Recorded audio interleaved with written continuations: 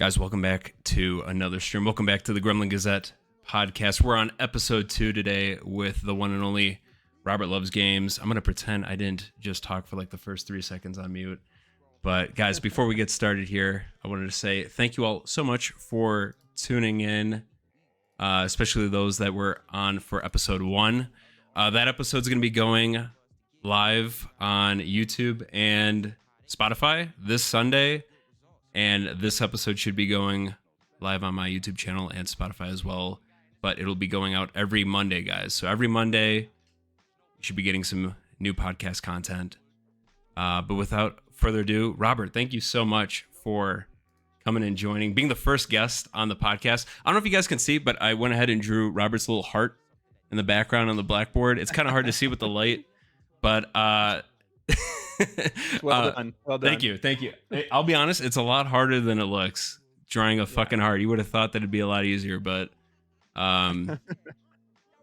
got it to work. So, guys, we've got some pretty interesting topics to cover today. We're gonna get to chat at the very end during the Q&A. We're gonna read through it all, answer any of you guys' questions. So make sure you're adding that in to the chat box. We'll read off any sort of follows as well after as well, so bear with us, but let's get started. Robert, again, thank you so much for joining, but why don't you tell everyone, folks that don't know or maybe new to your channel and your content, what got you into Foxhole, and really what got you into making content on YouTube and Twitch. So I got into Foxhole. I watched this streamer that had like a variety Friday, where they played a different game every single Friday. And I saw him playing with his buddies and everything, and they were kind of running around. And I was looking at it. I'm like, oh, this looks like a weird like RTS game, like, Company of Heroes or something like that. And then I can't remember what town they were in, but they were in like Abandoned Warden or something. They were doing all these urban fights and stuff. And I'm like, oh, this is kind of cool. And then like something came up where they're like, oh yeah, these are real players. Like everybody they're facing is real players. And then they got to talking like, oh yeah, every gun is made, every bullet's made by real players. And I'm like, okay, I need to check this game out. So I did some more research, and I mainly just found like the logistical side of Foxhole, and I just like dove right into that. Like I loved just the idea of like supply chain management, like moving resources around. This base needs BMATs, this one needs ammo and rifles, and I just fell in love with that aspect. And like my first like 300 hours, I want to say, were like all just like solo logi, like learning how to move resources around and do stuff kind of by myself. I had probably like 10 hours on the front. Like I went to the front, got bayoed twice, and I'm like, I'm good. I'm gonna stay in the back line. I don't want to get stabbed anymore. So I have a little over 1,000 hours in Foxhole right now. So some people think I'm a filthy casual still, compared to some Foxhole vets out there. But like 900 of those hours are definitely like Logi. I'm very Logi central. I usually join like FMAT on the Warden side and WLL on the Collie side for Logi regiments. And kind of my background too is I used to stream in college, like my junior and senior year. That's how I got partnered. I got partnered back when it was like super easy because no one was streaming. It was like me and Soda Poppin' and Lyric were the only people streaming like DayZ mods out of Arma and Binding of Isaac and Minecraft and stuff like that. And it was like the Wild West of Twitch back then. You could just do like whatever you wanted, which was really fun. So I did that my junior and senior year, and then I graduated and I stopped streaming. Oh, I also casted StarCraft 2 tournaments. So I did that for a really long time, doing that for MLG and Playham and some other organizations. Which this is like bringing me back to like casting days, because this was like a really similar setup with the webcam and everything, and like the faces. And we're like, let's analyze the games, right? Let's do this. On the top side, we have. I could never do that, man. That's like so much like, oh my god, like so fun. The people that do that, especially for like games like League, but like StarCraft 2, I mean, holy cow! Like I have a friend who he's more competitive with StarCraft, and like I've seen some of like the casting where he's been in that, and I'm just you have to have so much energy for that. You do, and I would usually have casts. Like I worked for this Playham organization where they did daily tournaments, so I did that like 3 times a week, and I would cast like 4 or 5 hours with another person and do like the whole tournament, the whole daily tournament. But it was just a lot of fun. It was just a lot of chill banter, and just if you knew about the game, you didn't need to be like champ level to know about the game, which was really nice. But Yeah, I did that, and then I got married and basically stopped creating content for a while. And then I came back after my daughter was born, and I did some streaming again, where I did like Kaizo Mario platforming. I was really just interested in like hard platforming games for a while, and I did some speed running for Celeste, a game like a platforming game called Celeste, which was really fun. And then I quit content creating again, and then I found Foxhole, and again, I got into about 300 hours, and I noticed that I was just like constantly teaching people how to play Logi in games. So like, I'm like, you know what? I'm just gonna record myself playing Logi. I'm gonna call it the Solo Logi series. And basically, I almost went through like 30 episodes. Like this was my first Foxhole content creation. Was just like 30 episodes of me playing solo logi for like 2 to 3 hours, and then I would just like shorten it down to about like 30 or 45 minutes of like the most important parts. And it was just me explaining my thought process and like why I'm doing the task that I'm doing, just so other people could know like what they could do in Foxhole as like a solo logi player essentially. And that's kind of what kind of like shifted everything. Now I'm kind of more focused on like topics and specialized videos. I don't really do the solo logi videos anymore. So Gotcha. Yeah, no, you that's gotta kind of where I'm at.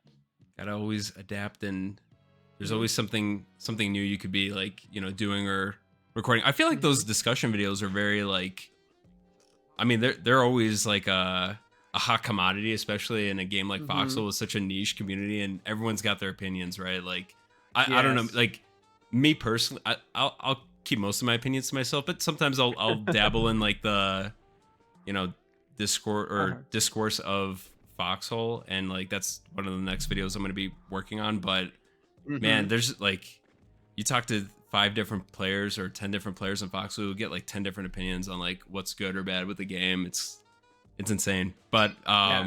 I mean, Foxhole is such like a social game, and I don't think people quite think about that a whole lot. Like it's very psychological, it's very social. yeah, Um More so than like any other competitive game. Like, you can like play Valorant and play League and skip all the drama and anything else going on in between and just play. But like a lot of the social things that happen within Foxhole actually like affect Foxhole, like the game and the war and stuff, right? yeah. So yeah, it's kind of Um, cool. on that topic too.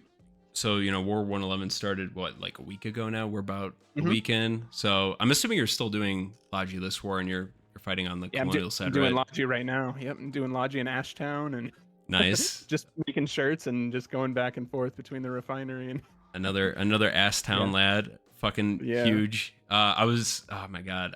So this war, so I don't know if you knew this, but Hmm. I my regiment, the Gremlins, we were on a Hmm. hiatus this past war Okay. due to a few different life events going on between um me being in the process of buying a house. By the way, you guys, tomorrow's Oh, the day I'm going to be a nice. homeowner. Looking forward to that. Congrats. Thank you. That's Thank you. awesome.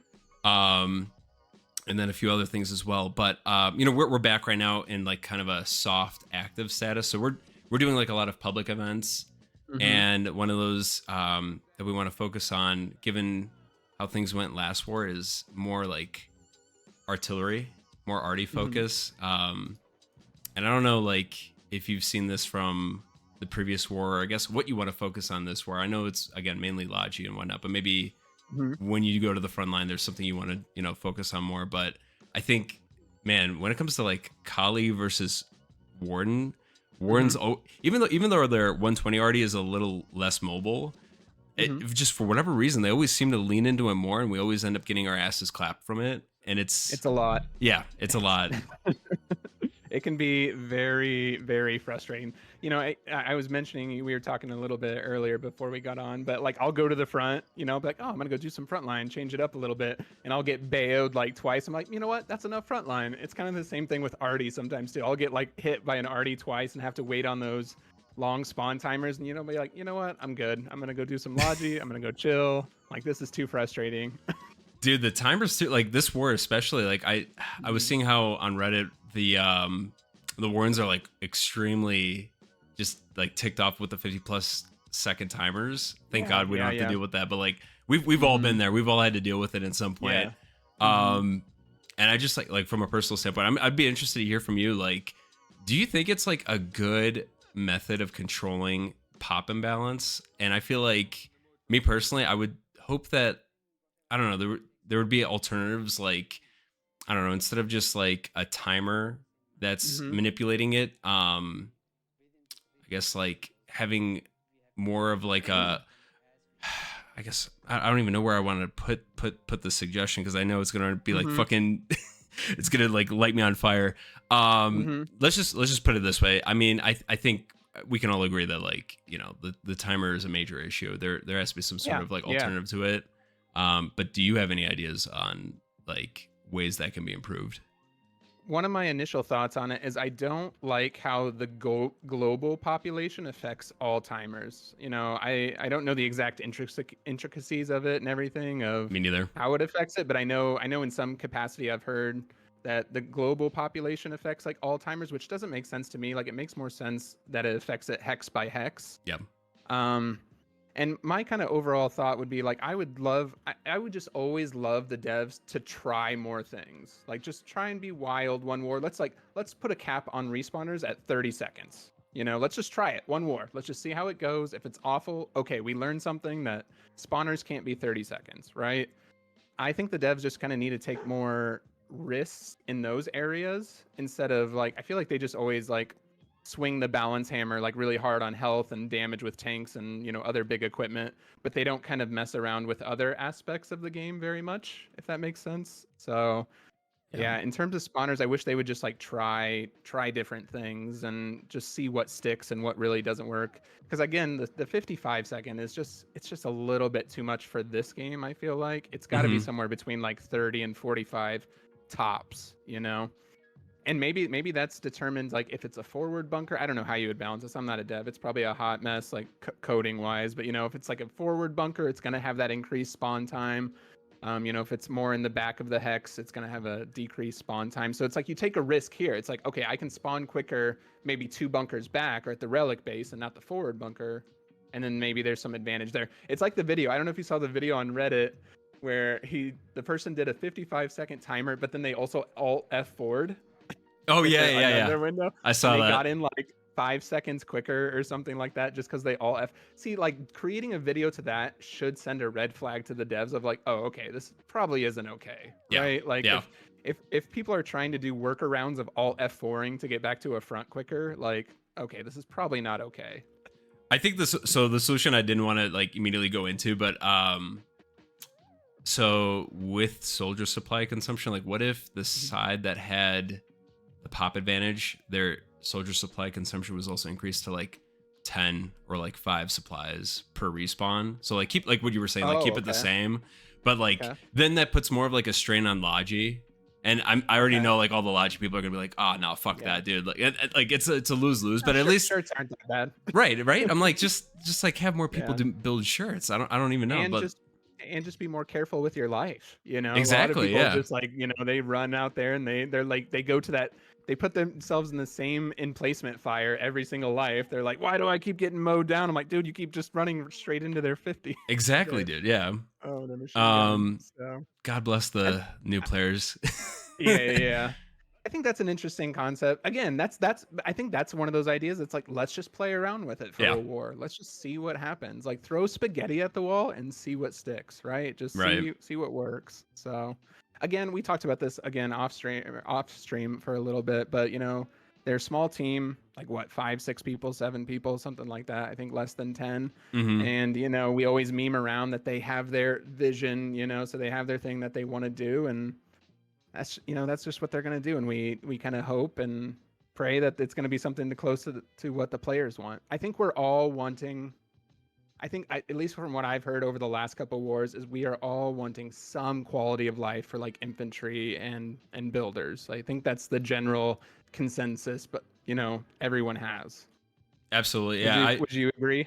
I so like when the naval update came out, I did a watch party with my regiment, and a lot of them were super hyped for all like the new content. I'm like, guys, I'll be honest, I'm a little underwhelmed because like there's no quality of life. There's literally Yeah. there's so much shit that's like broken or unfun. Like they just did facilities and then just like said, "No, we're just gonna make more stuff." I know that's the meme, you guys. I know it's the meme, but still, like it's true. It's like there's so many things that we want to see, whether it's fixing the Logi loophole or the Logi loop where you're basically just bringing everything like like hundreds of freighters, iron ships, Right, just sitting right. at the front line, or like shipping containers. I have Like, an idea for that. right, and like my idea would have been like exactly the same thing that they did with the Yeah. landing craft, like turn it into BMATs. If you Yeah, already yeah. have that, like just make that a thing for those It would have even shippables. taken a step further back, turn it into scrap. You know, Yeah, it turns into scrap. You got to take that scrap somewhere. Like, don't give it direct BMATs. You know, yeah. nerf it a lot where it's not overpowered, Hmm. because you don't want some cheesing effect where people are sending stuff up just to, you know, turn it into BMATs or anything. But yeah, turn it into scrap. Do something. We need some sort of a recycler. You Yep, know, something that recycles. Yeah. absolutely. Um, It's and not then sexy, you know. It's not sexy on the video. They're like, "Ooh, now we got this recycler right here." You know, they always want the battle tank or the battleship, you know, to get the new players. And you know, recyclers just aren't sexy. They don't sell. They don't.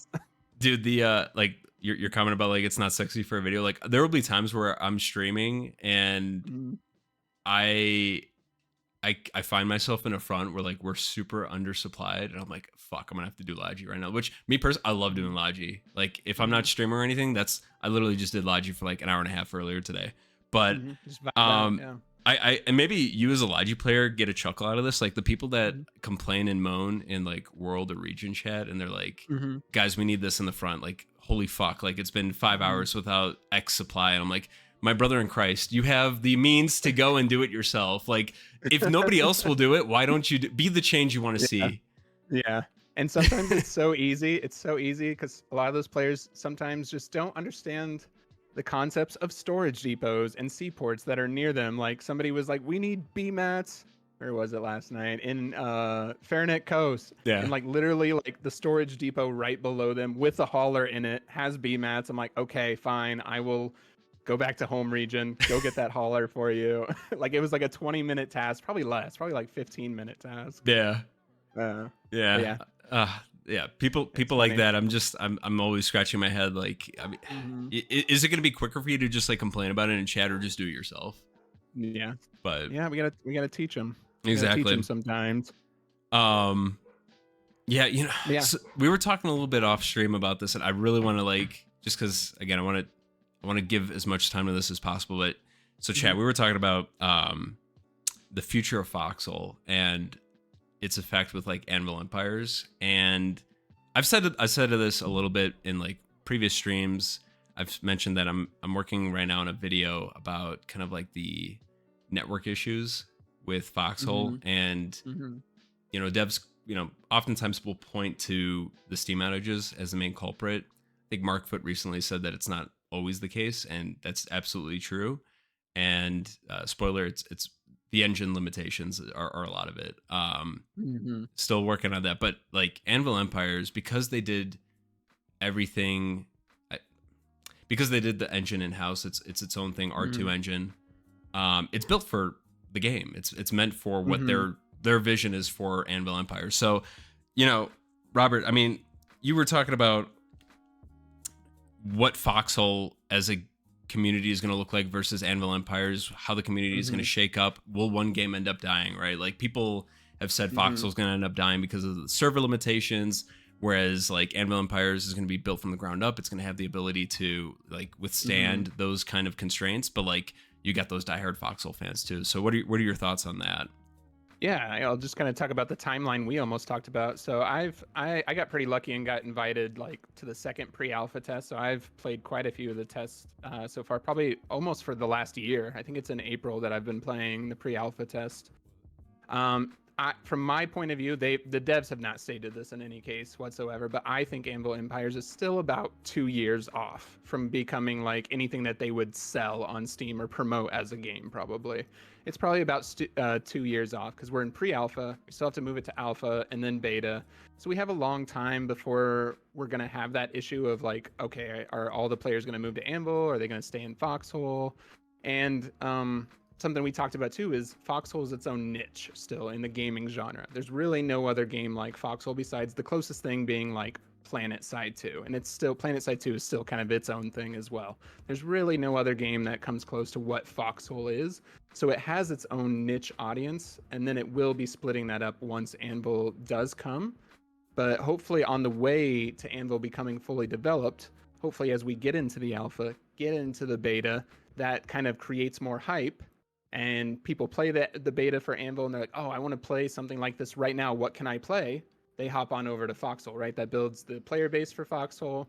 And then when Anvil does come out, hopefully, we're all probably maybe 70, I'm just speculating, 60, 70% of us are going to hop over to Anvil. There's going to be those diehard Foxhole people that stay, I want to stay with guns. I want to stay with artillery. I don't want to mess around with swords or horses or anything like that. But you're going to probably have about 60, 70% that go over for that first Anvil War, maybe the second Anvil War even. And then I think you'll start to see the player base start to be like, okay, I like Anvil more. I'm going to stick with Anvil. Okay, I do like Foxhole more than this. And it'll probably start to level out in some capacity, if that makes sense. Yeah, totally. I feel like also, and we didn't really talk about this, but the impact like content creators are going to have on Anvil, like if they can get, I'm sure Moy Dog will, do videos on Anvil Empires, and I'm sure there's some like more historically focused people that are interested in that and would become like content creators for Anvil Empires. I personally definitely plan on leaning into Anvil. I don't know if I would like completely just kick Foxhole to the curb and say I'm a Anvil purist per se. I don't but think like I would. I don't think I would, honestly. I don't know. I'm one of those players, and I feel like there's more of my kind that play Foxhole where we want an enjoyable experience where like, if I'm trying to do frontline fighting and I get a disconnect, like I saw all those fucking posts about like Warren's trying to invade Fingers last war and just getting DC'd. Like that's why I don't fuck around with like the naval content, because I just don't want to put so much time and effort into something just to lose it for something that's out of my control. Right. And Anvil Empires is supposed to fix that issue with their engine and their network capabilities. So if that's literally going to make the game more enjoyable, and I mean, me personally, I like the whole aesthetic of like the medieval era and whatnot. I would totally like vibe with that as like my go-to game. Maybe a few Foxhole videos here and there, but I mean, if it's super popular and that's like the game I personally enjoy, I don't see myself ever coming back to Foxhole. But at the same time, and like for you, Rob, I feel like that would actually be better for Foxhole because it can't sustain like 3,000, 4,000 players in a given time. I mean, less players would actually make it more stable and maybe more enjoyable for people that stick around. I always say 2,500 to 3,000 is like the sweet spot for Foxhole. Like it's really like the queues aren't so bad. I mean, there might be one front line that's the popular front line. Like, right, you're gonna wait to get into the popular battle, but otherwise, everywhere else, like 2,500 to 3,000 is always like I don't notice any like crazy disconnects or anything unless it's the Navy stuff, obviously, but that's its own ballpark. But kind of talking to the effect of like you were talking about like you would leave Foxhole because it's like you're getting disconnected or there's issues.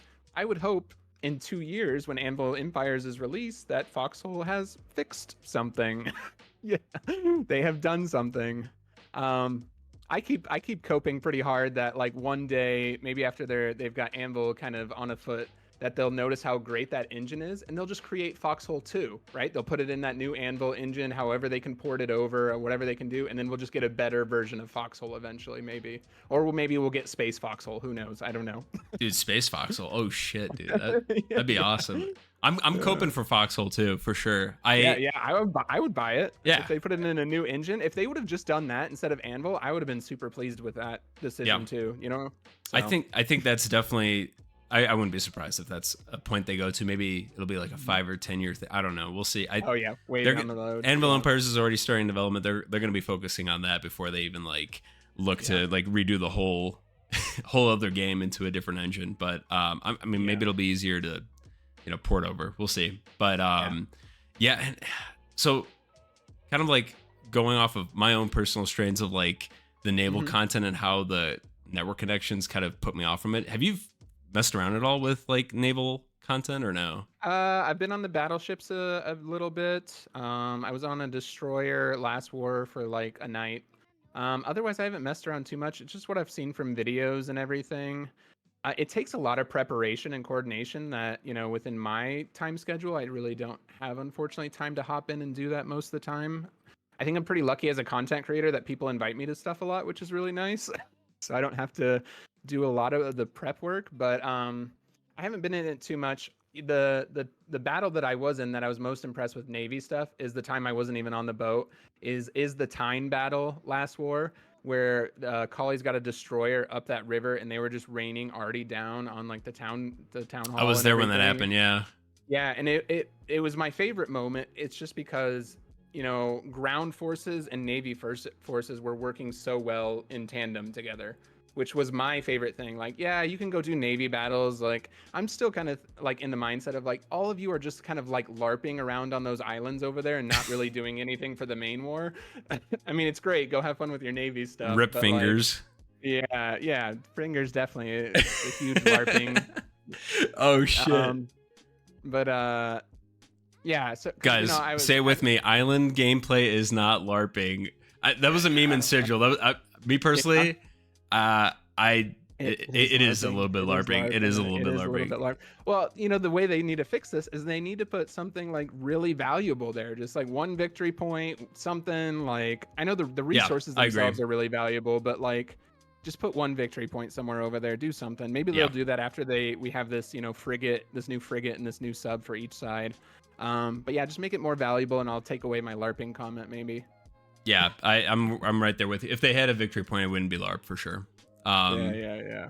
Yeah. I just man, like, and I've said this to people that have asked like when are we gonna do landings and stuff. Because when I started like my YouTube content, Mm-hmm. and this is still like my shtick. I love doing the goofy stuff. Like, although now it's Mm-hmm. been more focused on like land-based stuff. When we had white whales, that was like every war. Mm-hmm. I'm gonna do a public white whale landing, and I'm gonna get every single degenerate in the fucking collies to like come with me Yeah. and do this. I don't care. Mm-hmm. And I've had plenty of people say like, "This is stupid. Don't do it. It's not gonna like be Yeah, successful." But everyone like, knows it, right? yeah. Yeah. But I'm like, it's gonna look so good in a video. It's gonna be so funny. And like, Mhm. actually, in a few occasions, we did crazy shit. Like, we stole a BT, or like we attacked Conclave and actually were able to flip it the following day. Like, it was Oh, crazy nice. shit like Yeah. that. Yeah. Um, Yeah. but you can't do that anymore because like the long hook and bluefin are super expensive. The white Yeah. whale is gone. Yeah. It's a lot of risk versus reward still. Like it's Yeah. very similar to the white whale situation where you're hoping something will work out, but it's more for like the fun of it, really, and everything. I hope they change some of those values around that we can do a little bit more invasions. But right now they just get stomped into the ground a little bit too hard. Maybe some earlier war invasions would be cool, where you're not constantly getting sniped by like a tank QRF or anything like that, but like some sort of like infantry, just something a little bit more low key. Have those invasion ships, but not only come off of what is it, the long hook or the bluefin? I always get Yeah. them mixed up. One or the other. I mean, I get them mixed Yeah, up one of too. those ships. Yeah. Yeah. Who fucking But cares? They're the same thing. yeah. Yeah, I know we got barges too. I mean, like Silver Island was really cool, right? Like Yeah. that was a cool battle. And like if you could do more stuff like that, but like incorporate it into land invasions and make it I was just having this discussion with a player the other day. It's unfortunate that right away, kind of in the war, that concrete is available, honestly, because we just get into this kind of stalemate right away where it's like we don't have the tech to really take out concrete very quickly. Yeah. With the infantry power that we have, so we just kind of get into this lull. So like Foxhole, like back when I played, like kind of in 70s and 80s at least, it wasn't quite that heavy because we had satchels and other things that we could use to kind of make that difference up. But now we are really in a stage of Foxhole, and this is kind of talking about 111 and a few past wars here a little bit. We're just really in this stage where the first 15 to 20 days is just a lot of prep, right? It's just a lot of prepping to get prepared for the big battles with battle tanks and, facility tanks and all of that. And then the war happens. And I think that's why you saw in 111 that Collies pushed and pushed and pushed. And then as soon as they lost like one major push, it all just crumbled back, right? Right. Because they put all their full force in, and then they had nothing in the back to like back that up. So I don't know. Yeah, if your thoughts are kind of similar to that, like in terms of like where the war's at, progression wise or anything like that.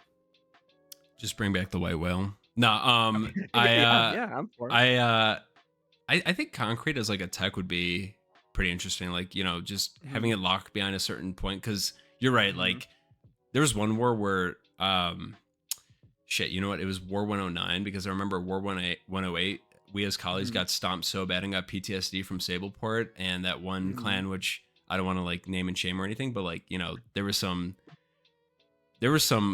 room temperature IQ moves going on there. I get why. I understand everything. But like, Uh-huh. guys, like, don't wait for your favorite streamer to be playing Foxhole and just AFK and X. Please don't do that. At least not in this game. Yeah. But because of how bad that went and how we lost Westgate so quickly, like we took over a portion of Westgate, and we were one of the first bases to like just go straight into conch. And that I'm like, if they had pushed into our section of Westgate, they wouldn't have gotten through. Because like their 120 wouldn't have done shit. We had Howies ready to go. Like it was fucked. Like that's not fun at all. And so like I sympathize and I get with people who are like, guys, as soon as Artie texts, like I'm done playing the game until tanks or like 150s or something like that. Like totally get it. So yeah, maybe having concrete like kind of later on would make a little bit more sense. Something. There's just got to be, maybe if you don't want to change concrete around, just this is another thing going back to like infantry needs quality of life. Like infantry needs a little. Oh, don't bit get me more, started. Oh shit. It needs some more equipment. It needs some more kits. Something. I mean, what's your thoughts? Do you have like some immediate like, oh, this needs to, what's your number one thing that needs to be changed or added with infantry? Do you have like a top 3 or number 1? So I'm going to say one thing that's maybe more popular, and then I got one thing that's super controversial. So the one that's pretty popular is I think there's not enough for infantry to actually like take out bases, bunkers, like currently. I remember like when I first got started with Foxhole, like me and an IRL buddy of mine, we would like take satchels and like fuck up border bases, bunkers that were tier 2 with satchels, and like it was just 2 of us. I'm like, that's free. And we can't do that anymore. And I personally don't like using the Havoc charges. I think I like lean more towards Hydra Whispers now because of it. But the controversial one would be, guys, I'm going to say it. There's nothing wrong with the movement in the game, and shadow dancing is totally fine. I'm going to say it. Okay. What about you? I have a meme one, maybe a meme idea.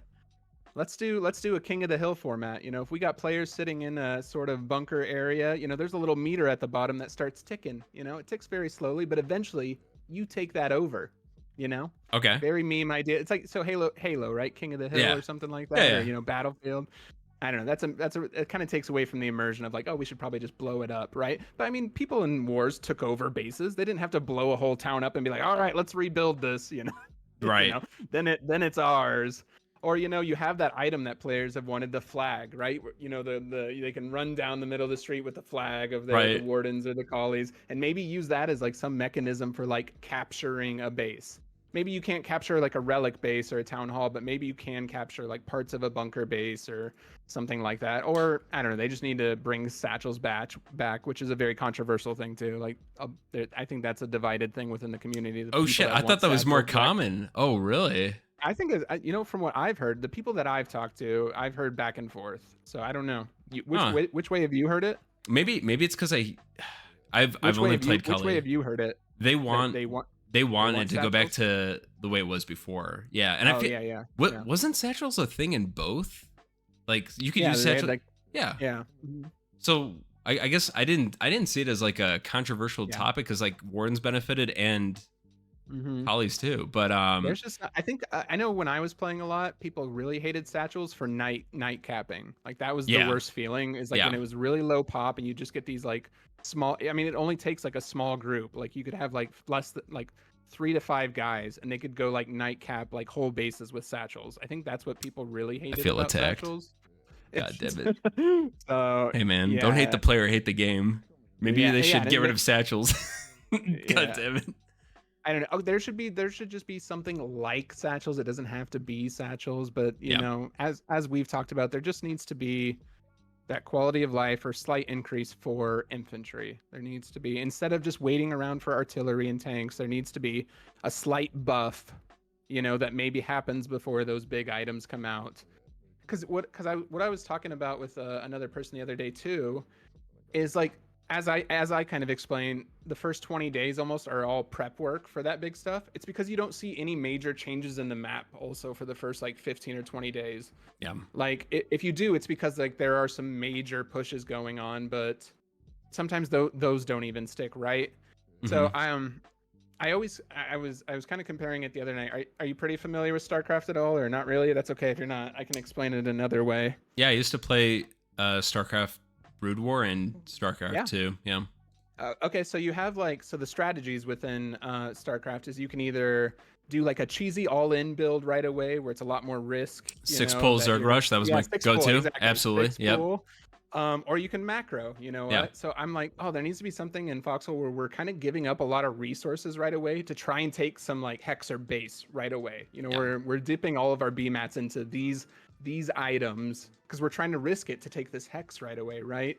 Right. And I don't know what that exactly looks like, again, as like an item or anything, but I wish there was more of that in the beginning where we saw kind of those bigger 6 pool pushes instead of like, okay, let's just all turtle up and macro at the beginning until we get tanks. Right. I think maybe not too similar, but like there was a Mhm. instance like last war where it was me and maybe like 4 or 5 other guys. One of them, Brockless, if he's watching this, great fucking like organization. Just like a small group of us with tremolas were able to literally take out a border base during like a H ward warden advance into an RE base, and like they just weren't paying attention. Like, so like if you're just playing like real smart, slow, waiting for them to like focus their advance, and you just go in from behind and literally stop, like they were fucked. Just flank, bro. Yeah, just flank, bro. Like it's so easy. Just fucking do it. I do, but like I like your flag idea as like an item, because like I could totally see that as being like a really useful and interesting item for just like as an example of if you're like trying to take over a town, instead of just like destroying a G house, what if you had an item like a flag where you could plant it inside the G house and you had to hold that for like 5 minutes, wherever it is. Exactly. You That'd have be to so be cool. there too, right? You have to have a body there, like, and that's tough, like especially in Foxhole because you're dying constantly. You can get like, gassed or tremolo, whatever it is. Yeah. Whatever, you know. So I mean, if you even made it like 5-10 minutes long that you have to sit there or something, like, Yeah. I think that's something to try out. Again, I don't know the mechanisms of that and everything, but that would be something to try out for sure. Well, if the devs do add it, then we can thank Rob for the idea. It was all his idea. Devs, yeah, you're welcome. You are welcome. I just want, I like the flag idea just for, I will just say this, I am a bit of a LARPer with this game. Like, I don't get too much into the meta with things of like, oh, sure. 20% bounce rates and 30, 5,000 health. Like, I don't care about any of that stuff. Like, I'm just like, I am really like, when I go to the front, and maybe this is because I don't get into the meta, like I'm in the immersion, like I'm in the battle, like I'm kind of treating it like a battle, right? Yep. And it just makes it more fun. So I'm like, if I had some guy with a flag running down, leading the charge, like I would do that. That would sounds amazing. No shade to any of the Foxhole players that like actually like I've read the like patch notes and stuff. I like to just know all that stuff, but like if you're gonna like talk to me ad nauseum about like, well, the pen chance of this tank versus that tank, and like if you don't hit it at this angle, I'll be honest, like it's almost always one ear out the other. Like, guys, I'm playing this game for fun. I'm not really like playing it to. That's actually so. Like, do you run into? There needs to be balance. There needs to be balance. Yes, I just want to say that. Yeah, and I think, do you run into players where like that's?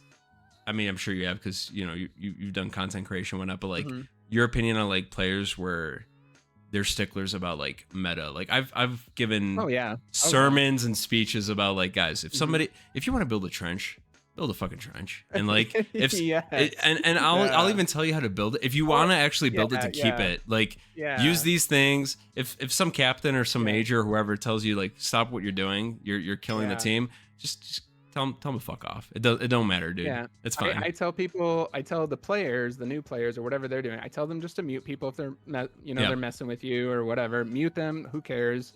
If they start killing you, unfortunately, report them. Yada yada yada. But then I also try and tell the vets in some of my videos too, like just let this be a teaching moment. Like try and teach them. Oh my god, yell at them, not to. People, this is a problem within all of Foxhole and there's just too many egos around. You know, right? There's some bloated egos, and I don't know if it's just man-child or whatever, but you just get, I don't know if it's because the dad in me too. It's like, this is a teaching moment. Just teach them how to play, So that ties in so nicely. Yeah. That ties in so nicely also with like the next topic, but like going in more towards like the teaching moment and like new player versus, and the word gets tossed around so easily, but like alt. and it's like, oh, if Yeah. this person is fucking like, he's got 500 enemy damage and like 8,000 friendly vehicle damage or some shit. He's obviously an alt. I'm like, dude's a fucking private. Like he probably like, and I've done this before. Like I'm not paying attention. I'm like tabbing out and like watching a video, but like I'll drive literally a truck full of Logi down a broken bridge, and I hate my life. But like, please record it next time. I want to keep that for the highlights. We'll do. But like, there's so many people, like you were saying, who've got massive egos, or like they've just got this boogeyman opinion that, you know, there's alts in their walls. There's going to be an alt just like waiting to fuck up their shit. If it's like, even if it's not like,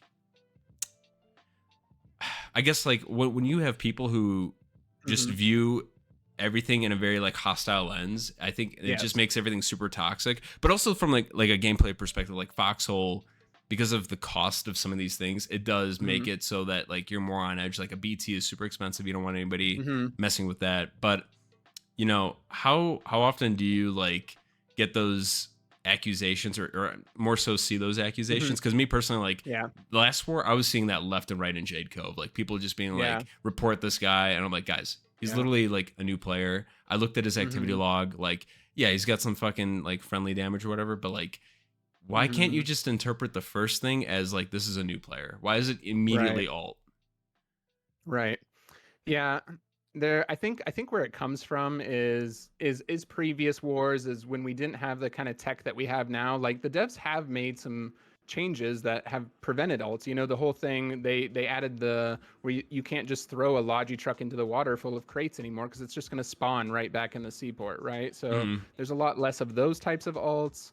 You know, even just changing things around with like how gates work, like that small quality of life change for alts. That was good. And like, and like getting in enemy vehicles, like with like, they still have it, right? You can't, like if an enemy is in the vehicle, you can't have another faction get in that same vehicle, sort of thing. So you can't have alts like that either, where it's like I have two accounts, where one's my alt account and one's my, you know, faction account, where I can just give myself tanks or anything like that.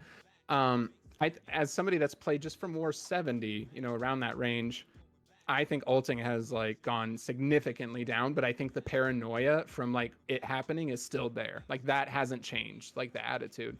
And I'll even admit that when I approach privates and stuff, like I just have like the slight bit of paranoia. I don't call it out or I don't say anything, but I'm looking at them like kind of side-eyed, like, hey man, you need help with anything? Are you good? You know? And I'm like keeping a tab. I'm like remembering the name. Like if they're like, no, I'm good. I'm like, all right, I'm gonna remember you for a little while. Yeah, and then, you know.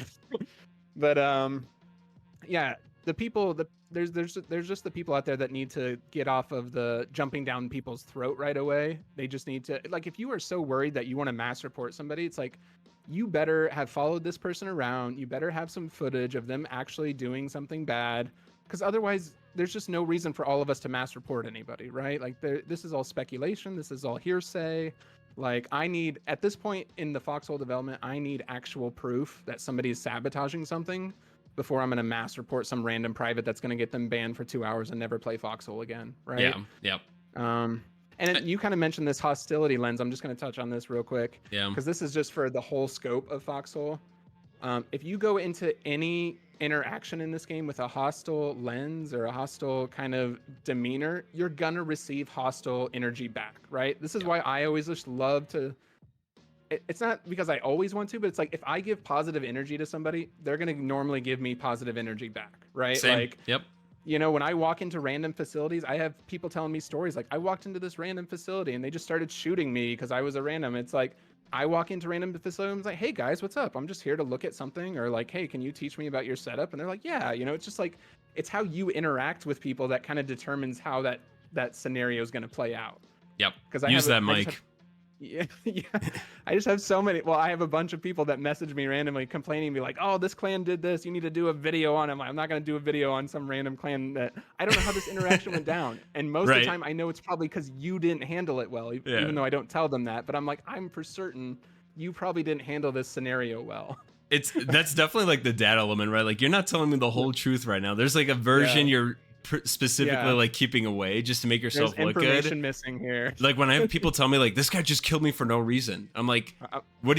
Are you sure? Because I personally never kill unless if like I'm driving down the road and I run somebody over. Ran over. Yeah, right? but like, come on, man. Like you're telling me you just got gunned down for no reason. Yeah. First time in Foxhole, you never gotten killed by no reason. There are some a-holes out there, but it's absolutely. very, very, very minor. Very minor. I've definitely met plenty of them. Luckily, the thing about those types of players is, I mean, it is a big game. You don't really run into them too often, but like if you don't interact with them, they're not going to interact with you. So for anyone that's got beef with clans, like just go somewhere else. You don't have to see them. Else. Use the mute button. There's a whole huge world up there. If you for some reason cannot build your facility in this one spot, there's another spot that you can go build your facility. I promise you. That's something. So you were talking about like, dealing with egos and like sometimes you get players messaging you being like, you have to do like an expose on this regiment. Me personally, I would never like, and you're obviously doing it the right way of like, not every regiment is just full on wall to wall asshole. Like there's some bad apples in every regiment. Absolutely. And like, that's what I've loved about like my style of content, because it's a little bit more memey, is like, if I run into a player who's like a little bit salty, a little bit, maybe they got a little bit of attitude, and they're just like, sneak dissing or whatever. I meme into it. And it's not like I'm just trying to like poo poo on them. And it's not, unless if they're being an absolute asshole, in which case I will lean into that and like really make you look like an idiot. But like, I'm not going to tell people like, go, fucking harass this guy. That's stupid. You don't do that. Yeah. And like, don't associate like, but like make a joke, it's fine. And that's the way I approach it. Positive energy. I like that. Exactly. Yeah. It makes sense. Little teaser for next video. No hate, but anyway, so like, and with like the alting, like, so there's always like that element of like innocent players who are new end up getting like what we were saying, right? Mass reported and they end up like never touching the game again. I mean, I couldn't imagine if I like started Foxhole and my first experience was just people fucking like losing their shit on me and yelling at me. Harassing you and stuff. Yeah. And I think that, and I've said this like way long ago, but like that doesn't help grow the Foxhole community. It ends up shrinking it and like hurting us more. Right. So I wonder, like, do you think like that leads to burnout, especially for like the lower or like newer players? I don't want to say lower, but like people that have less hours in the game. It's like, I mean, if you don't know what you're doing and people aren't helping you and you're getting yelled at or reported, it's like you just won't play the game again. Yeah. Yeah, absolutely. Foxhole is, as I mentioned earlier, it's very psychological. Like there's a huge psychological side to it. Like this game, even though like I hate to say it, it's like it's work. Like we were talking about earlier, like I don't know how Zoomers play this game because there's no battle pass, there's no cosmetics, there's no instant gratification of anything. It's like you got to work towards stuff. And sometimes you work towards stuff and it gets destroyed. And then it especially sucks if you work towards stuff and somebody team kills you because they think you're an alt, right? That's like super disappointing, right? Which what I'm trying to do with a lot of my content too that I'm trying to focus on is I'm trying to change the culture a little bit to be more positive, to be more teaching, to kind of lean into that more. And I'm hoping that we can make that change, because I feel like if we can make that change, because our tutorial for this game sucks so much, like we're going to see positive results out of that, right? Like, we need to be players out there that call those bad eggs out on their poop. If they're like yelling at a player, we'd be like, dude, you need to stop that like right now. Like you need to call them out. Like if you're just walking by and you see that happening, like you need to shut that down. Because again, this game's very, very social, and you can do a lot of stuff solo, but like even me doing, a lot of my gameplay solo, like I'm still interacting with players as I'm doing solo stuff, right? Yeah. And by nature, most gamers have some sort of like social anxiety a little bit maybe, and like, it's hard to just kind of like talk, like strike up a conversation. Some players don't want to do that. Some players just want to get on and they just want to vibe. Maybe they got music blaring or videos blaring and they have no voice on at all, right? They're just vibing and chilling. So it's like, but you got to communicate in this game a little bit, right? So otherwise some bad situations are going to happen. I think communication is just so key in Foxhole. That's why it's there in the first place. That's why we have the proxy chat. That's why we have the world chat and like all of that. just always ask for help. There's so many nice people in this game. That's what like keeps me around. Is I know a lot of people say there's a lot of toxic people, but there are so many more nice people in this game that don't speak up as often as the hateful people, that like you're missing out if you're not like interacting with these super nice individuals, honestly. Yeah, and I want to ask you about that too, with like Mhm.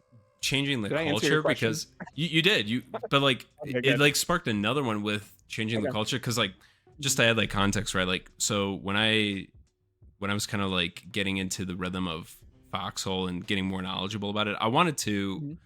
like teach people what I had known, even though I wasn't like a vet, and I'm still not. But like, Mhm.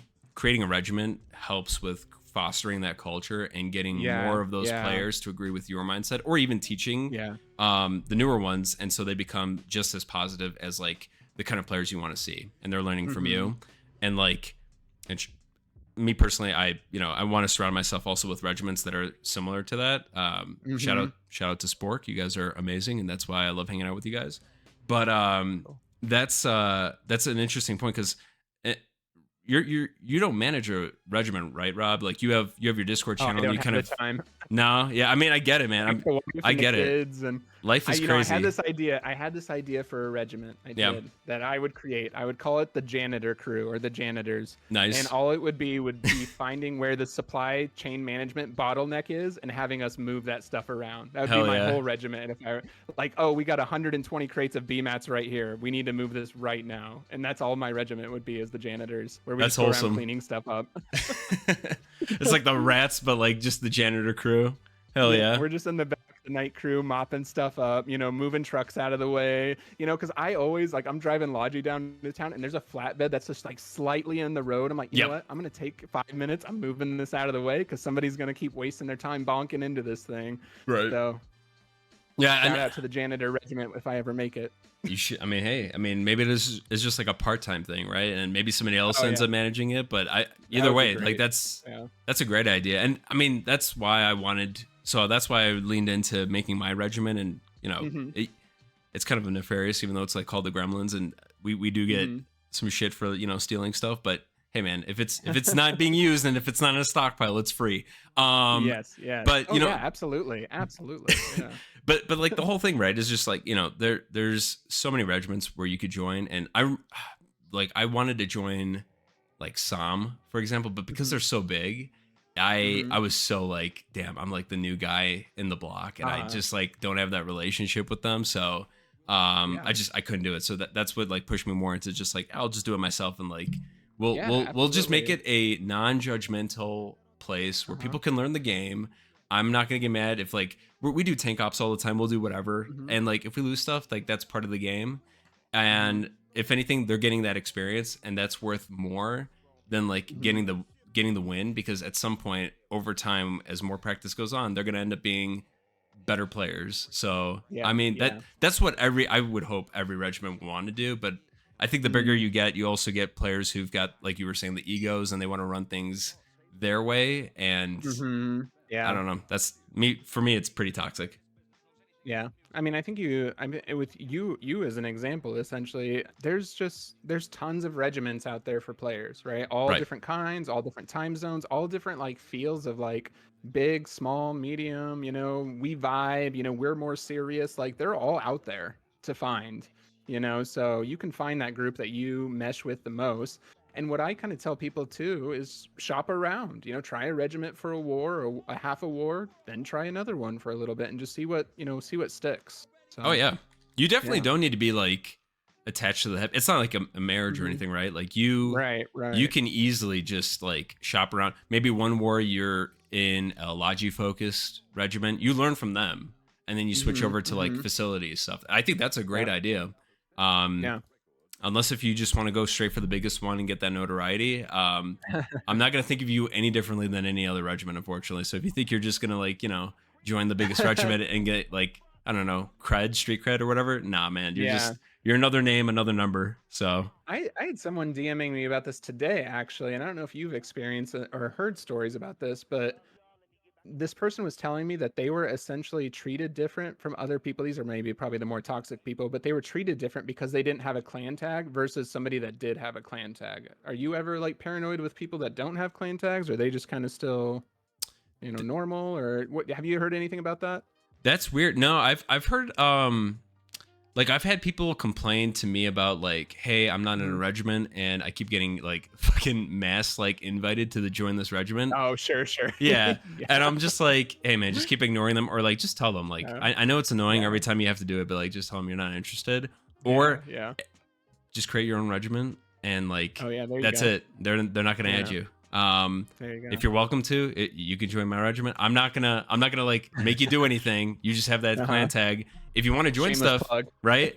And Yeah. you can just join the Discord. If we're doing operations, you know. I mean, if that's something you're interested in. But there's never any expectation, at least for me. But I would never like go out of my way to like harass people to join. I think that again is very annoying and toxic. So, but that's weird. So like they're saying because they're not in a regiment. So like People, if they're, I think people were more wary if they were like an alt or just like they were more paranoid. It sounded like because they weren't in a regiment. So, damn, that's like layers on layers. Now it went from like they're a low rank to now they're not in a regiment. That's terrible. Unnecessary. Unnecessary. Guys, we gotta chill out, guys. It's just a game, chat. It's just a game. Like, relax. Take a break. Take a break. Helldivers 2 came out, guys. We're all enjoying it. Come spread democracy. Take a break from Foxhole. It's okay. It looks like a fun game. It looks like a really fun Have you not game. played it? I have not. My limited time. I have no time. Sure, I get it. I mean, I've been playing with friends. I played it a bit with chat. It's a lot of fun. It looks like a lot of fun. One day when I find time, I'll do it. I was a big Deep Rock Galactic guy, so like I like the PB. Sure. Yeah. So that's awesome. But yeah, man, I would hope that with time, like people would chill out a little bit more because they guys, like every war, like there's gonna be a winner and a loser, and if it's not you that's winning, there's always next war, and like you get nothing if you win. Yeah, I would say, let me tell you guys, you're not moving up to diamond, you're not moving up to emerald. You're losing nothing. Like it stinks. I think people should still have attitudes a little bit of like, oh man, we lost, but like it shouldn't carry over in a toxic manner, right? So like going into a different topic of like what gets you buck hard for Foxhole, like me for like, so I came from a game called Albion Online. Do you know what that is? Oh, I played that. Yeah, I got a Ghost Wolf. I got a white Ghost Wolf. Wolf. Oh hell yeah, my man. I got like 45,000 gold sitting in an account right now that I don't use. So if you ever need some gold, just let me know. Shit, I might hit you up after stream. I got it when it came out. Yeah. I joined like a year. Oh, perfect. I mean, that was like right around when I was, because when it first came out, I joined. There was a streamer who had a regiment or like a clan. Joined them. It was called Filthy Casuals. That's like really what got me into. Oh yeah, who was the leader of that? I was probably watching the same person. I know who you're talking about. That Boa or something Boa. Yeah, he was a very like the real Evo personality sort of thing. Yeah, I think he's a VTuber now too. He like he's a totally different guy. But really enjoyed like his regiment or his clan. I keep on saying regiment, but like his clan, and that actually got me into like my very first early experience with shot calling and like actually leading a Zerg. The ZDZs. Yeah, exactly. So like I had an opportunity to do that. It was so cool because like that's what I wanted in an MMO, like something where I could like literally shape the world and like I'm crafting stuff. I'm like participating in an economy. I did like all gathering. I did all. I maxed out T8 wood and T8 ore and stuff. Yeah. I did trades. I was like buying low, selling high. I was like again. I was too. Yeah. It was great, and I love that so much. But like over time, I think the regiment or the clan ended up dying, and I ended up just being like, oh well, I'm like a refugee now. I don't know what game I'm gonna play at this point. But that's when I discovered Foxhole. But like, man, like games like that where you have an impact, I think that's what people need to like focus more on. Is like it's not necessarily like the win or lose. It's always like are you just like playing the game and are you progressing and like interacting? For me, it was always like I like those VoIP multiplayer games where I'm having like wacky, like you never know what you're gonna expect next moments. that's what keeps me into Foxhole. But I think people are more fixated on the win versus lose and like those numbers. Yeah. So I don't know if you personally like, do you also like focusing more on those like player interactions, or do you just like I know you do Logi a lot, so like what gets you Yeah. more into Logi? Yeah, I really drive off those small victories, those inches and stuff, like just remembering specific battles from old wars. And like I really like losing sometimes because I like being in those defensive battles where we're holding down a fort, like we're cut off from Logi, like the Baths or Baron Home that I did last war. Like those feel really, really cool because it's just a tight knit group. It's like you're defending off hordes of other players. That's kind of the combat side that I really like. But it's like last night I was like editing a video for a little while and I was watching Alex Chamberlain stream on the side, and he's just like, man, we need X, Y, and Z supplies. I'm like, you know what? I'm just gonna hop on, and I like got on for like 2 hours more than I wanted to. I lost a bunch of sleep, but I did like 3 Logi runs.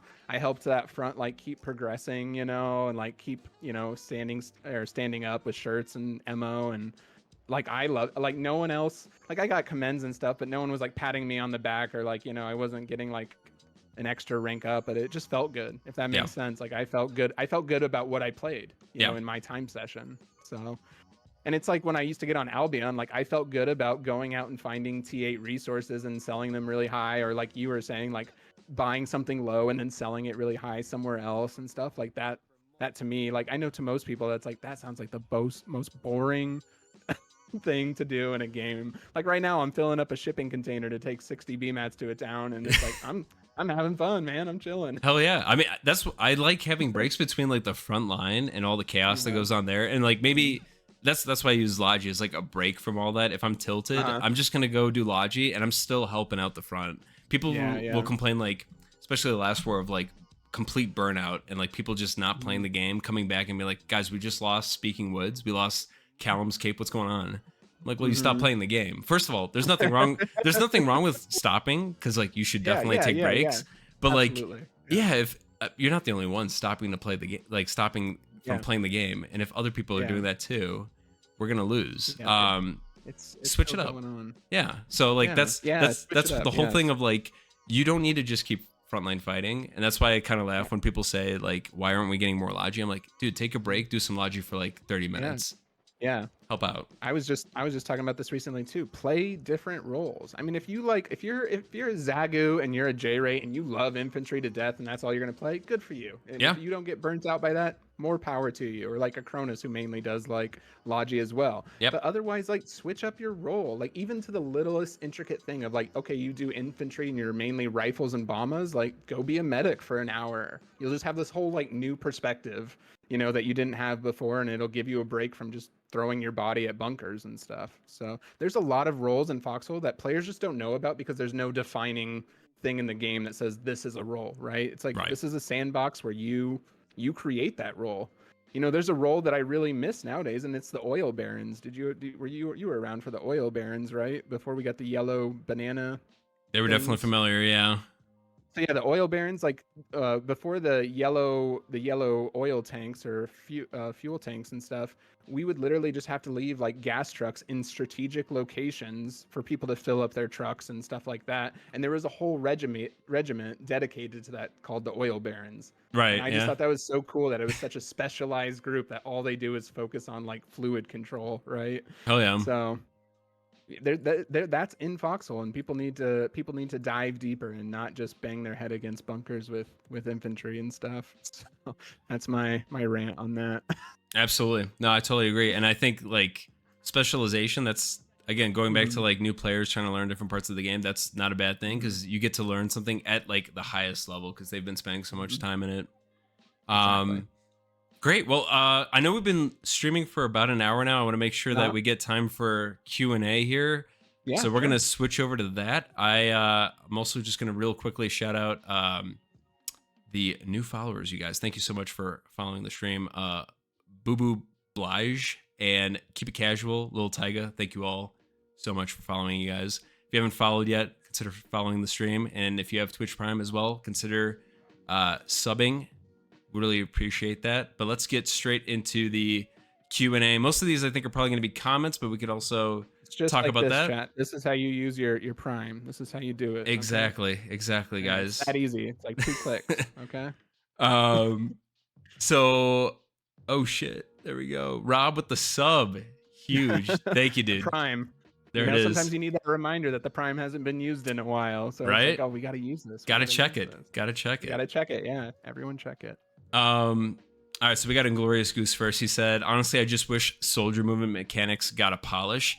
I think there could be some polish with like, especially like and maybe you disagree or not, Rob, but like the different weapons having different like weight class. I don't understand why like lunaires, maybe I guess like having like a heavy weight to it, but that's the only thing where I could see like maybe smoothing or changing up the movement mechanics. Other than that, like I think it's perfectly I'm a bayonet player. Like I love fucking like moving like a fucking crazy inhuman guy. Yeah. So but You're what do that you guy in Call think? of Duty that had that speed upgrade with the knife. I don't know if you played a lot of Call of Duty back in the Akimbo, day. yeah. Yeah, And like like Modern Warfare 2, like on Favela or something, just running around knifing people. What was that perk that made you like launch across the map pretty much? There's lightweight, and then there was like there was 2 other perks where you were just this speed demon running around just like knifing people like constant. I got a nuke off of it once where I got 25 kills in a row and just Hell yeah. nuked everybody. Yeah. But I don't know if I have any specific comments for infantry movement, Sure. because I'm in that ballpark where I'm just crazy in the sense where I like that some things are harder. So it's like it makes sense. Like, okay, there's a heavy class, you move slower. I'm on the side where I don't really like shadow dancing, and you've heard I hate Bayos too. I hate them. I hate them. I have never used one. I have never made one. I hate them with a passion. And if I get killed by one at the front, I'm leaving. I get so tilted.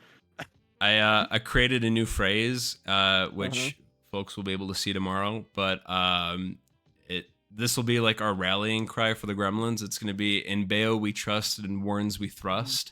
So like, I like that's the mantra. That's what I live by. Exactly. That's smooth. That's good. Yeah, no, I mean, I get it. Like, people don't like the shadow dancing. It's a bit cheesy. Yeah. I get it, guys. It takes me out of my immersion. Yeah.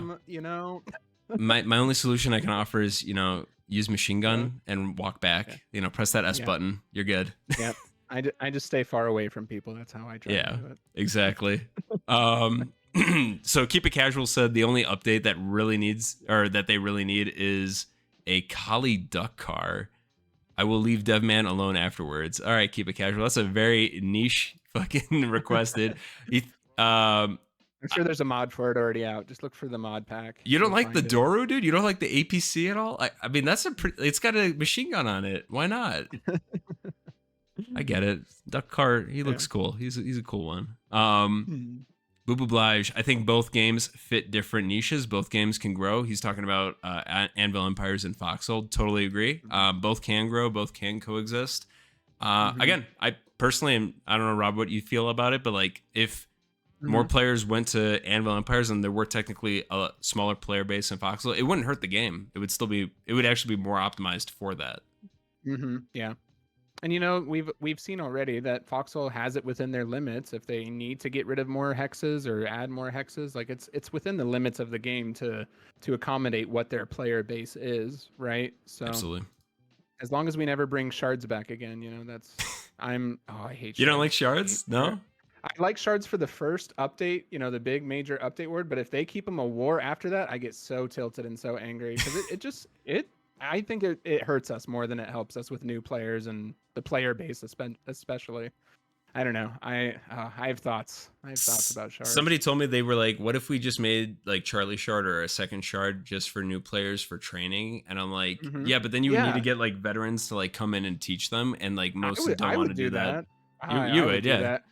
I was talking that we do need like a mentoring system in some way, like where you could like join we could create this right now in a squad, right? Like mentor squad. But I think it needs to be more developed into the game where it's like it's something that's easy to access in the tutorial area and like here's a list of players that are vetted and like that will teach you the game.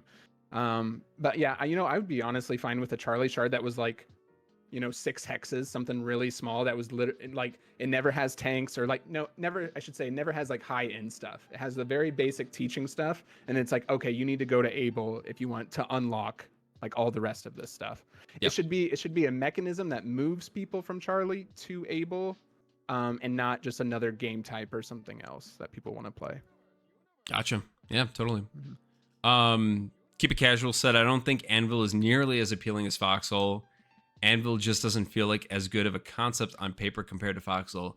You shut your fucking mouth. You hear me? You fucking shut your mouth. It's with what they've already developed for it and the power they have in their new engine, it's gonna be sick. Like it's gonna be like you're gonna look at some of the stuff that they've developed and you're gonna wish that was in Foxhole. Like they already have weather in Anvil and it moves around. Like it periodically just moves around. They have seasons, and everything. Have you not been bought in yet, you guys? Come on. I mean, there's seasons. Yeah, I mean, it's not the flashy, sexy updates and stuff. Have you guys not watched Kingdom of Heaven, a Ridley Scott movie? That was a fucking amazing movie. Come on now. Like that's that's exactly what Anvil Empires is going to be, you guys. We're going to be fighting over castles. It's going to be great. Yeah, you know what? It will be. Keep it casual. That's fine. You're more than welcome to have that opinion. All I say is when Anvil comes out and is either in early access or like, the content's there, check out my videos and maybe you'll see some memes that you like and you'll give it a go. But we'll see. Yeah. We'll see. Yeah. Darth Kermit. I love medieval games and history and all, but it just seems like it's going to be a lot more niche and finicky as well, as much as a higher skill ceiling. Yeah, I don't know what they've got. Dude, if it's Siege Camp, no shade to Siege Camp, but if it's Siege Camp, there's not going to be a tutorial, and we're going to have to figure it out ourselves. But hey, we've been in this situation before, you guys. All right, this ain't new. We have. Yeah, we have. Yeah, the combat's pretty lackluster right now. I mean, it's like lining up with other shieldmen, and you only have swords and an axe and like a bow, and those are like the only 3 weapons. So if they come out with as many different weapons as Foxhole has currently, I think it could be something cool, like coming out with like claymores or maces or like more armor plating and stuff like that. I don't know if I mentioned this. I know we talked about. Oh, I did. I think I did. I mean, this game's like 2 years out. Again, it's like 2 years from like being at a. I don't even know if they'll do 1.0 right away. They might do what they did with Foxhole and do early access. Call it early access. Mm-hmm. I think they're gonna have vetted longsword tier 3 for sure. Yeah, for sure. The facilities and that. Right. You're gonna all the donkeys. You're gonna have to have a dedicated like blacksmith fucking facility within your fucking oh my gosh. hut. Yep. And then you have to have it on a crane. I don't even know how you're gonna have that in Anvil, but anyway. Donkeys. Everything is donkeys. Donkey powered. All donkey. Keep It Casual also said, I'm not sure if the Foxhole community in general is even interested in Anvil. In the 92nd, we had a Discord for Anvil, and it was in a very obvious spot, but we had maybe like 5 people join out of 800 members at the time. Granted, the game is not out, but it just seems no one in our group at least cares about it. Me personally, I will not even try Anvil. Yeah, I mean, it's like early on, so again, as somebody who's interested in it and wants to play it, I haven't even tried it yet, and I have access to it because purely there's just like not enough content for me to enjoy. Rob has played it, and have you done multiple tests or just one? Yeah, I've probably done 5 or 6 different tests. Nice. Yeah, the first one I played the most, and then I just basically logged on for like all the major battle ones after the first initial one. And now I usually they have a brand new test like once every 2 to 3 weeks right now, where they come out with something new and they're testing it and everything, and it lasts about 3 days. It's like Wednesday to Friday, and they run the whole server live, like persistent, like they do Foxhole, right? So it's on overnight and all that. So normally with those smaller updates, I get on just to check out what the new small update is right now, and then I don't mess around with much with it. And that's a majority of people that are logging on to Anvil right now, is they check out the new thing and then they don't do much with it after that. Gotcha. Yeah, and I feel like that's how I would approach it too. Is just like I would just see what's available, and once I've done it, I just don't care at that point. So I'll definitely lean into it once it gets into early access. But yeah, keep it casual. I'm telling you, I think if it goes to early access and they've actually got more content, you might see more players dive into that. Mm-hmm. They've also been a little bit not stingy, but like they've been more controlled about like giving out invites. It took me a while Mhm. before I got my invite, so Yeah. I don't Yeah. know. Yeah, I don't know how many they invite in each time or anything, but yeah. Yeah, unsure. Um, okay, so Inglorious Goose, he said that Anvil in its current state is closer to an isometric survival game with Foxhole cooperative logistics mechanics. It's a little Pretty pointless to accurate. make. I Hmm. mean, yeah, based off of how you've described it, yeah. Hmm. It's a little pointless to make assumptions on the current game state since they've stated it will change after the mechanics are tested. Yep. Yep. That's He's right on also the money. accurate. Yep. And then Keep It Casual was just agreeing with that, but the concept as a whole just seems unappealing for someone like me. Yeah, man. I mean, like if you're again, we talked about this. If you're somebody who's like a Foxhole purist, like you like that World War One, World War Two aesthetic, you like everything that Foxhole Mhm. has to offer, and you're not interested in like the like melee combat or like the medieval time era, like you're just not gonna like Anvil, and the game's just not for you. So totally fine, and that's why I think it's good that both exist, so that there's something for everyone. Mhm. Absolutely. Darth Kermit said, "Foxhole right now feels like you can't play as a solo, and as someone who can only play a little bit, it feels like you need to dedicate your life to this Oh, game to make an I'm the impact." guy for you. You got to talk to me. I'm like all that is solo, and like I only have like an hour and a half to 3 hours every night. Like That's why I'm all Logi's the that way is to go. casual and solo. You Yeah. have I the mean, even biggest impact, infantry, even yeah, and yeah, that yeah, biggest impact. But like it's easy to jump on a front. I mean, I think what it takes is experience, knowing what fronts are good. yeah. Like being able to look at the map and know, obviously, okay, I'm obviously going to skip the bridge battle if I only have an hour to play and I want to do something like pretty fun. And what I've been trying to tell players too is you really, if you can't get into that major battle because it has a queue or whatever, so you have to find the second best thing. Sometimes you gotta just like create the second best thing. I know that's hard, but you gotta kind of lead the charge in getting players to another front, right? So if you don't want to do that bridge battle or whatever, you got to see. And there's always going to be other fronts that are more those open fields and things like that. You just kind of need to lead the charge on that and just type in world chat. Get people involved. But Guys, if you do logistics, I can tell you solo things to do all day that will help the front, and you'll use your time wisely.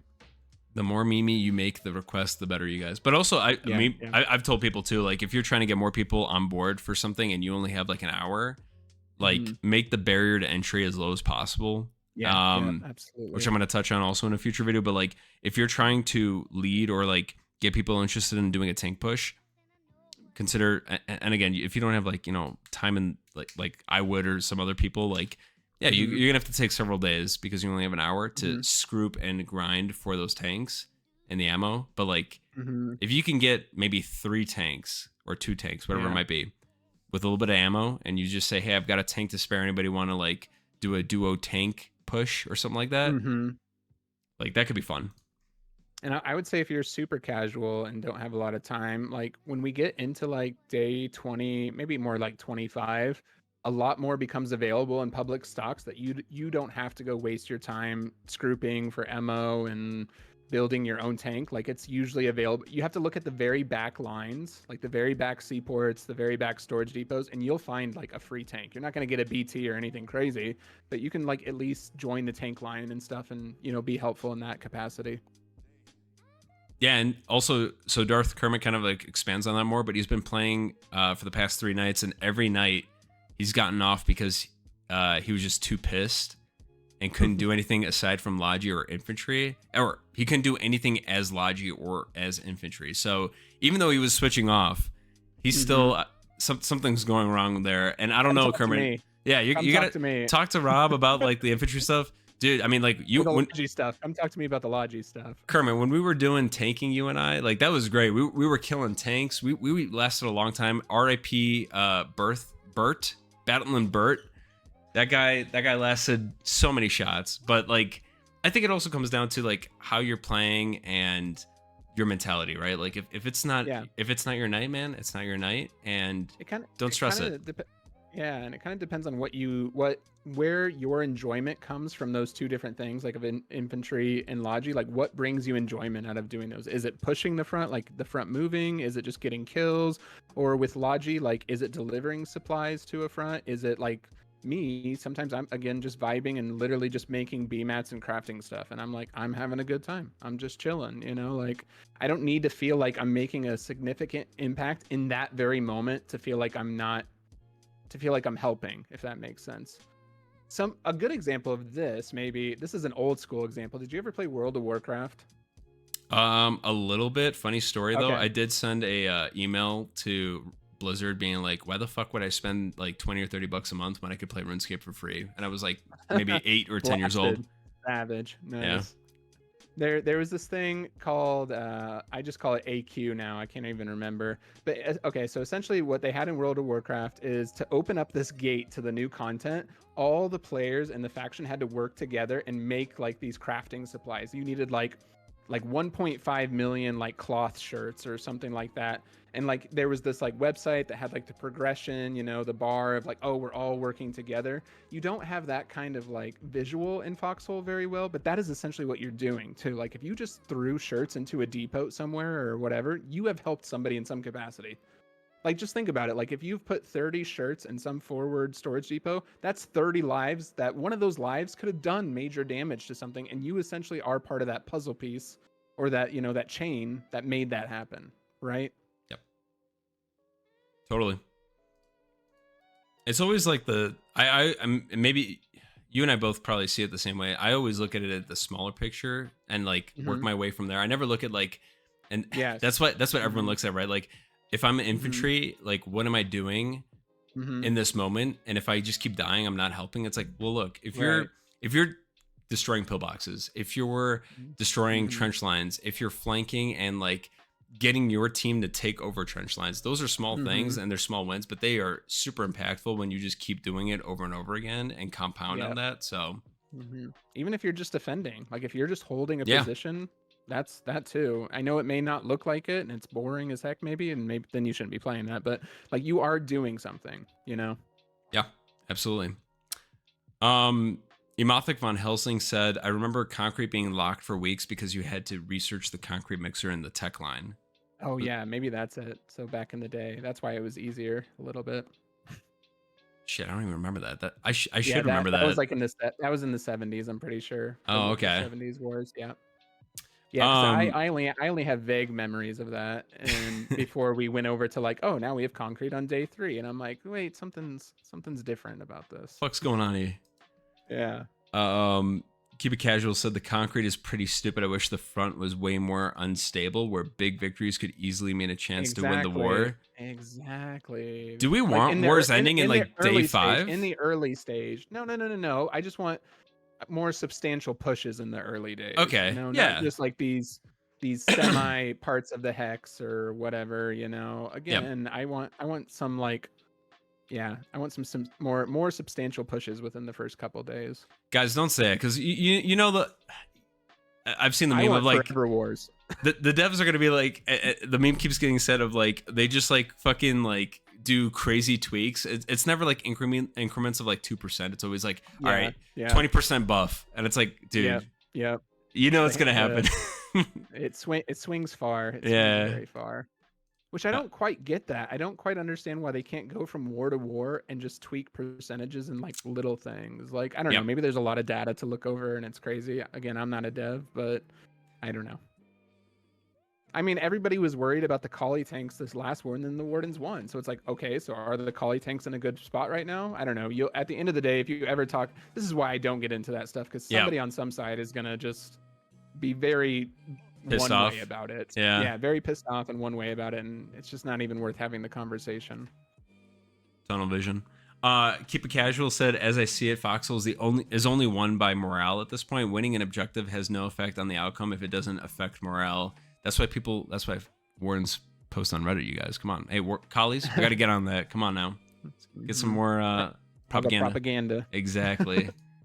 Yeah, I mean, morale is a huge thing in this game, as I've mentioned a couple times tonight. Psychology plays a big part in Foxhole. It's just not the kits. It's just not the tanks. It's a lot of psychology involved. Yep, totally. He also said shadow dancing does feel a bit like a bug, but the movement in general is fine. I hear the complaint, but movement from Logi players most. Wait, what? Movement from Yeah. Logi players. That's me. That's me. I'll raise my hand. All I right, hate well, Bayos and I hate shadow dancing. I'll say it as a Logi player. Rob, I'm gonna teach you the way of the blade. All right, come on, you and me, we're gonna just go out on the Got 1,000 battlefield. hours with not equipping it. I'm on a hot streak right now. I've got that Doing Nippon great. steel ready to go. Oh my gosh. I'm gonna get accidentally Bayoed by you right away, or not even accidentally. Wouldn't be the first time. Stabbed. MFR Jones, what's up, man? I hate old satchels. Fucking weird take, but okay. Yeah. That's all right. Like I said, I think the community is pretty divided on like they like them or not. Yeah. Maybe I don't know. Maybe that's just me. No, it is what it is. Let's see. Let's keep going here. Sorry, you guys, if I'm skipping your comments. I'm just trying to find like stuff that isn't just like a one sentence or couple word thing. A lot of these are just like comments on other comments. Darth Kermit said, "Give infantry a better way to deal with tanks and armored vehicles." I mean, we have a lot of kits for that. we do. I honestly give flasks to both sides. Maybe that would, I don't know. honestly, maybe that would fix it. Too much. Yeah, I don't want to get into that too much because that's another thing of like the asymmetry stuff is just it's a headache. It's a headache, and I'm sure it's a headache to develop too. Yeah. So that's where colleagues would also say like you don't have to give Colonials White Flask, just like let Ignifist auto equip. Yeah. Oh yeah. So, yeah, little tweaks like that. I mean, that's an idea of like just try it. Just do it for a war. If it's over buffed, revert it. Whatever. Yep. You know, who cares? Let's see. Insignia, first time chatter. What's up, man? Diplomacy is so much fun. I have done diplomacy between 2 facilities. It was legit fun and interesting trying to smooth out the difficulties. Yeah, you know, I mean, that's the other thing I love about Foxhole is because of the huge player interaction, and that's why I mainly play games that have like PvP or like VoIP because I love those like unique. It's never gonna be the same thing. Interactions. I mean, the amount of times, and I don't know, Robert, if you've been in any civil wars, but like I've been in them, I've seen them. It's interesting. I've been on the end where it ends bad, and I've been on the end where it ends well. But like that's what makes Foxhole unique. Yeah, I've only seen it through Cronus's point of view at the beginning of wars, especially when facilities first came out. Like he does a lot of negotiating for like oil fields and coal fields and stuff. So that was a really good perspective of like, and it normally only happens within that like, you know, first couple days. Cause you know, we have the whole thing of like, there's sigil, like where people like plan where they're going. And then people who don't care about sigil and just go there. Yeah. And it's basically first dibs or whoever gets there first gets the thing. And then there's that finding diplomacy and like, okay, how can we both work together to make sure this works? And really what at the end of the day, it should be dropping the egos again, you know, working for the faction as a whole. If you have to move your facility down like a couple, you know, regions to get good IMSUP supplies, so be it, you know. Yep.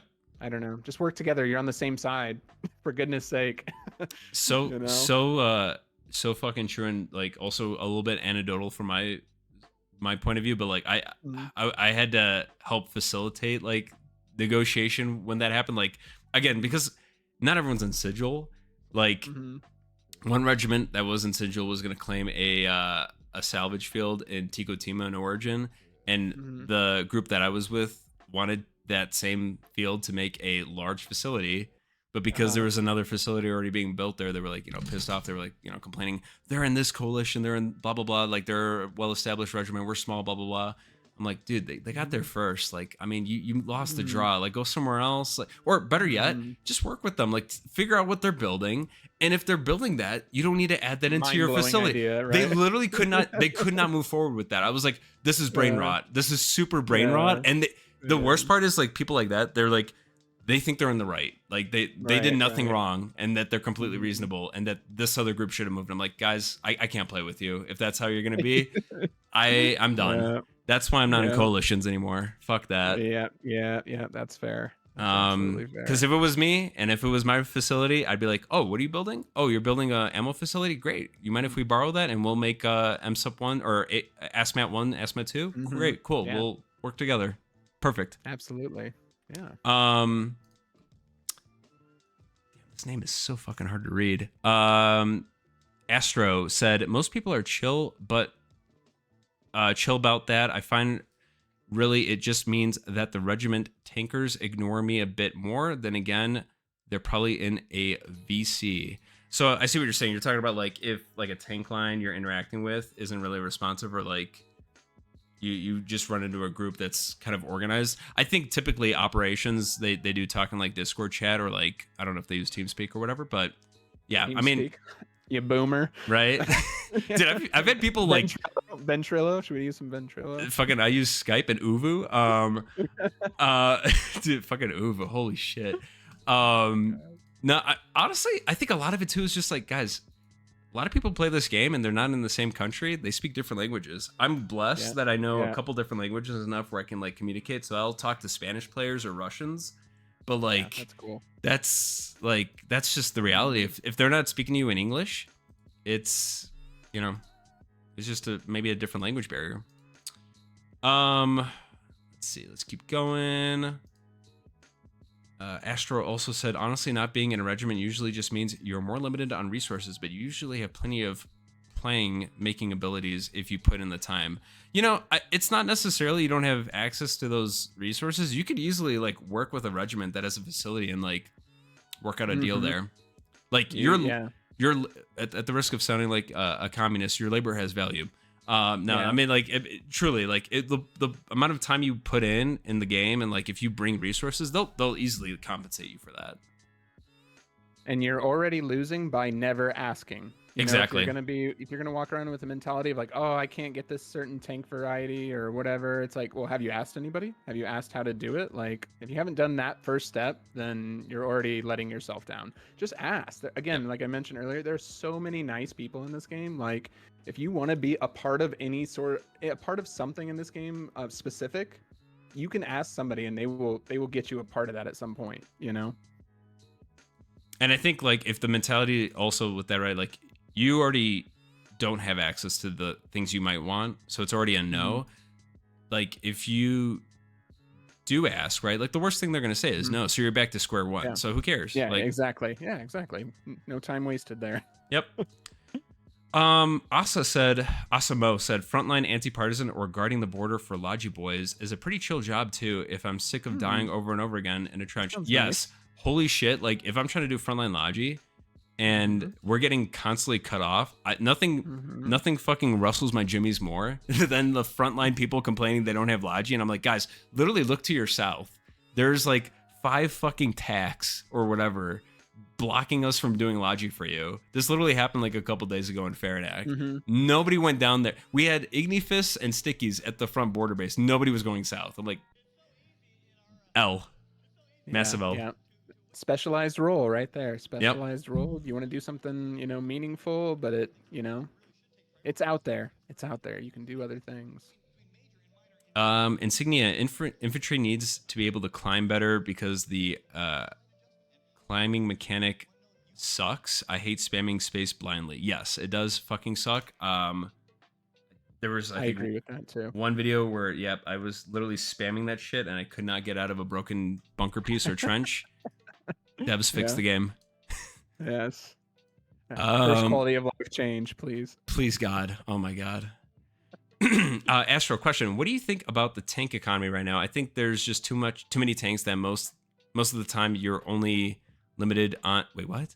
I think there's just too much tanks that most of the time you're only really limited on time getting a replacement rather than resources.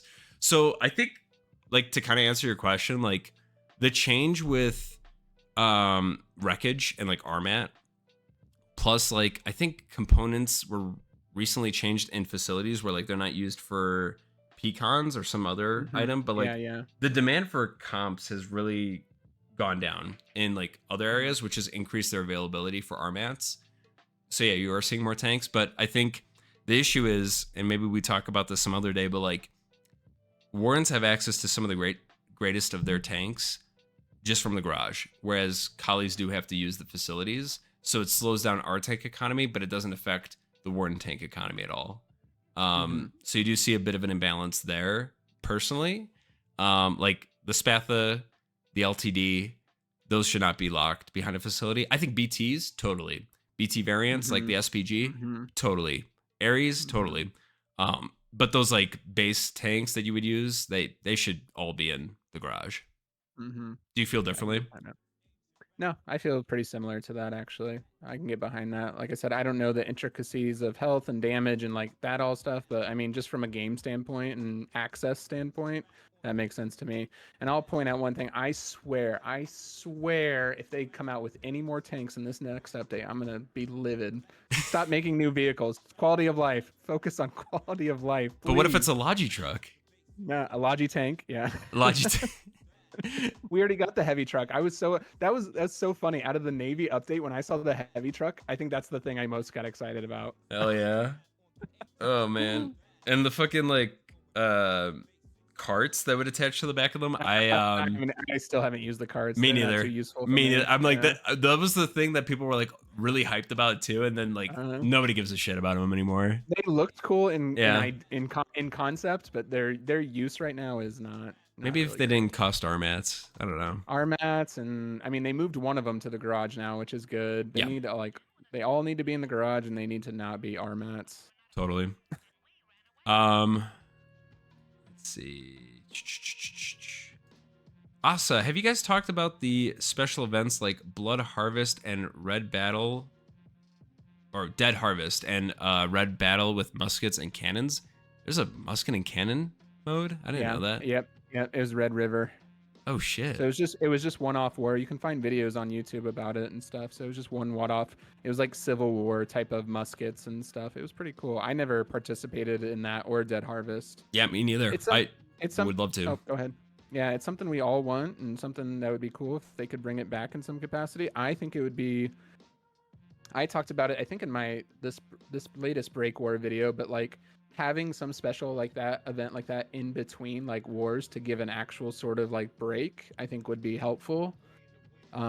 Instead of just starting the next war the next day, like they did with this last one, which was brutal. Why 2 days, man? Like, dude, we just got done with like a month-long war. Please. Because the update's coming out, probably. I think they're just trying to make sure this one ends here pretty soon, because then the update war is going to be next.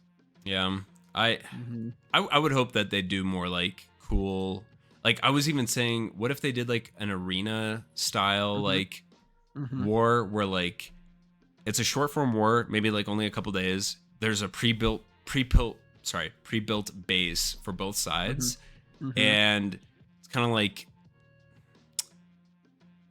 I guess like capture the flag where each side has a flag, and like you just have to like go destroy the base or capture the flag and bring it back, and then like the round resets or something. That'd be cool. Something like that would be sweet. I would like that. Just make it fresh. Let's see. Astro said I actually came up with a capture the flag concept that I thought about building over a resistance phase. Ooh, that'd be fun. Are you gonna? I still have to. I gotta mesh out the details a little bit more, but you know, I'll let you know about it.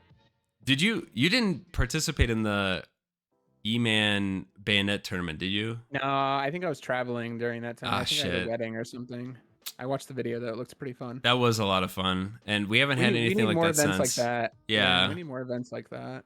They can be super stressful to like coordinate, and it's like again because of how quick resistance phases, you literally have like a day to plan it and build it, and then like you have to do everything the next day, and if of course like if schedules don't line up, it like can suck. But so Astro said getting slowed on hit is really annoying. The only reason we have it I believe is because otherwise fighting shadow dancers would be even worse. I mean, it makes sense that you would get slowed after you get shot. Like, you know, you get shot in real life, you're not gonna be fucking you're not gonna run a million hours. You should be on the ground. It's over, dude. What would you say are some important lessons or tips for Foxhole content creators? Ooh, Boobloo Blige, or all right, I gotta say this name right. Booboo Bilge. This is a really interesting question. I'll let you go first, Okay. Rob. I would say I'm just kind of going off my own perspective, especially if you're just like completely new to content creation in YouTube, is just start putting stuff out there. Don't worry about trying to make it the greatest thing ever.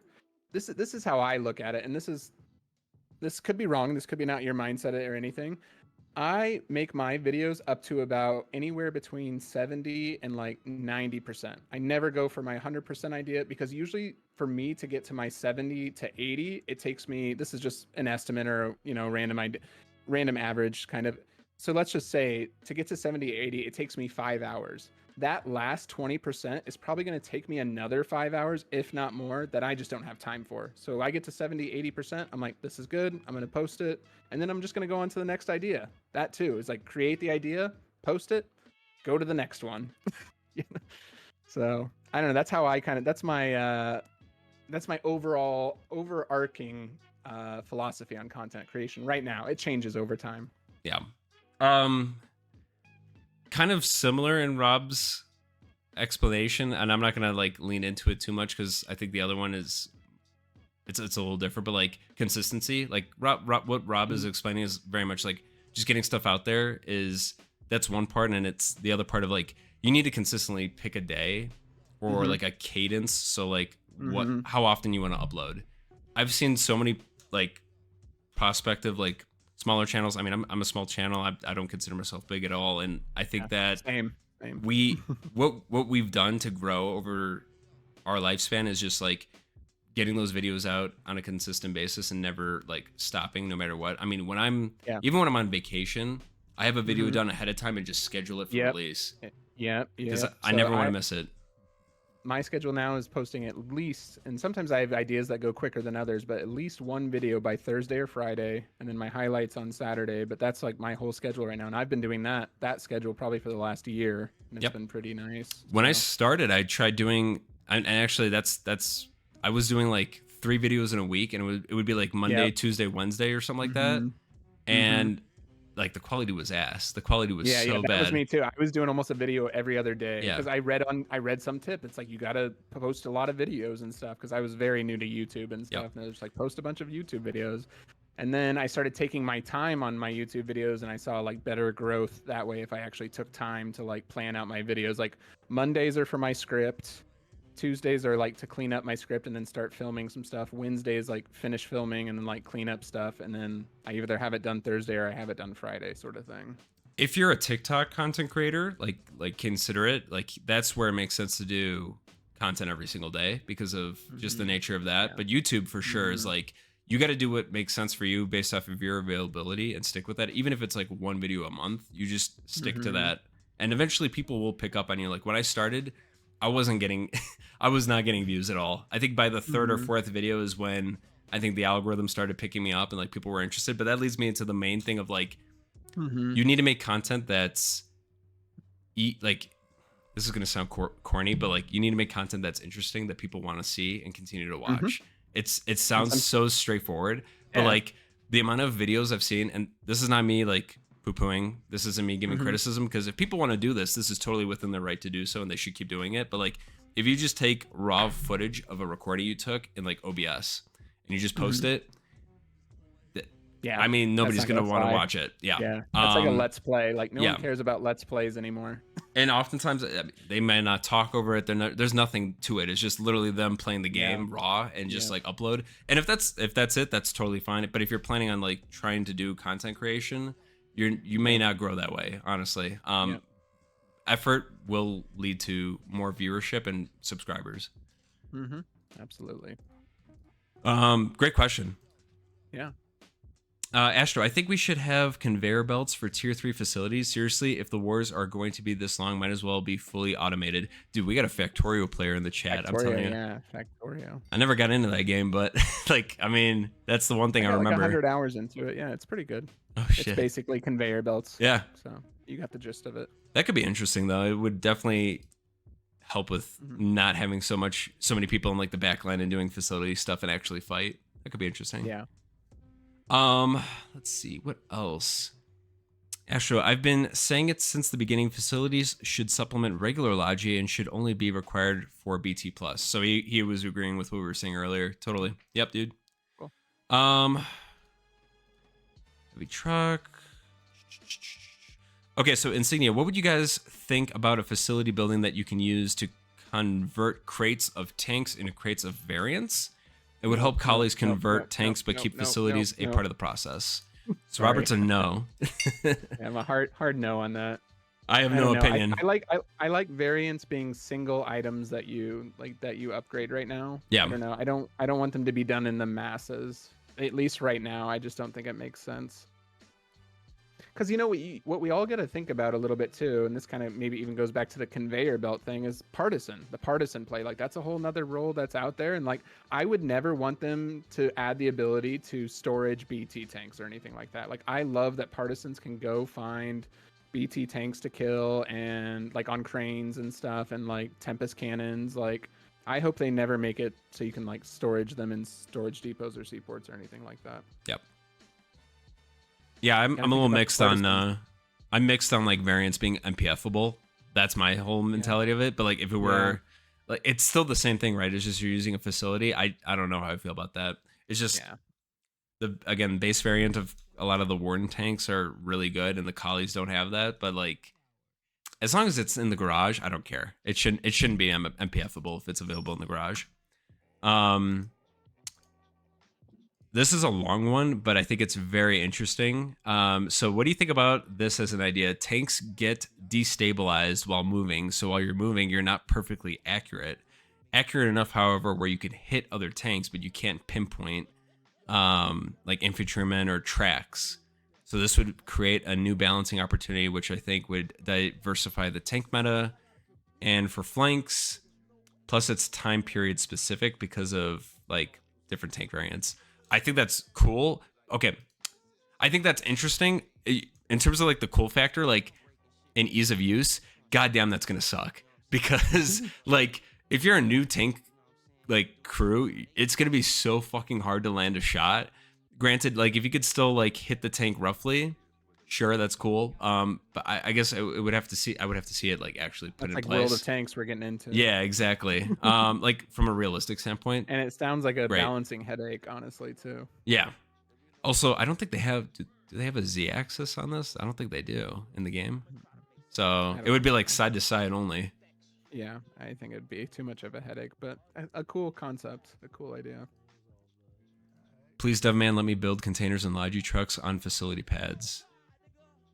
Sorry, I have no comment on that. I don't think we need that. They're easily obtainable. Containers are literally everywhere. Yeah. We are trying to throw away containers most of the time.